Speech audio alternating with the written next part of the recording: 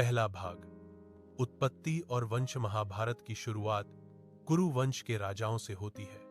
भीष्म पिता, पांडु, धृतराष्ट्र, विदुर, ये सभी इसी वंश के महत्वपूर्ण सदस्य हैं। भीष्म का जन्म, हस्तिनापुर की गद्दी, सत्यवती और शांतनु का विवाह और भीष्म की प्रतिज्ञा, इन घटनाओं से कहानी आगे बढ़ती है। दूसरा भाग। कौरव और पांडवों का जन्म। धृतराष्ट्र के 100 पुत्र कौरव और पांडु के 5 पुत्र पांडव कहलाते हैं।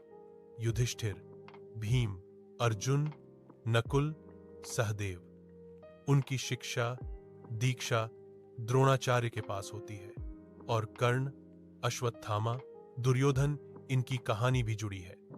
तीसरा भाग।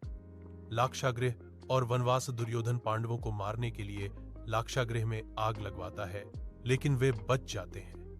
इसके बाद पांडव द्रौपदी के स्वयंवर में भाग लेते हैं और उसका विवाह अर्जुन सहित 5 भाइयों से होता है। फिर चौसर के खेल में पांडव अपना राज्य, संपत्ति और द्रौपदी सब कुछ हार जाते हैं। उन्हें 12 साल वनवास और 1 साल अज्ञातवास मिलता है। चौथा भाग। धर्म युद्ध की तैयारी। वनवास के बाद पांडव न्याय मांगते हैं, लेकिन दुर्योधन नहीं मानता। श्री कृष्ण शांति के लिए दूत बनकर जाते हैं, लेकिन युद्ध निश्चित हो जाता है।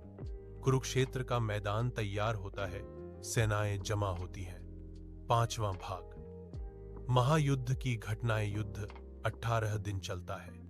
भीष्म, द्रोण, कर्ण, अभिमन्यु, गज, शल्य, महायोद्धा रणभूमि में गिरते हैं। युद्ध में भगवान कृष्ण अर्जुन को भगवद गीता का ज्ञान देते हैं, जिससे धर्म और कर्म का महत्व स्पष्ट होता है। 6ठा भाग। युद्ध के बाद युधिष्ठिर राजा बनते हैं।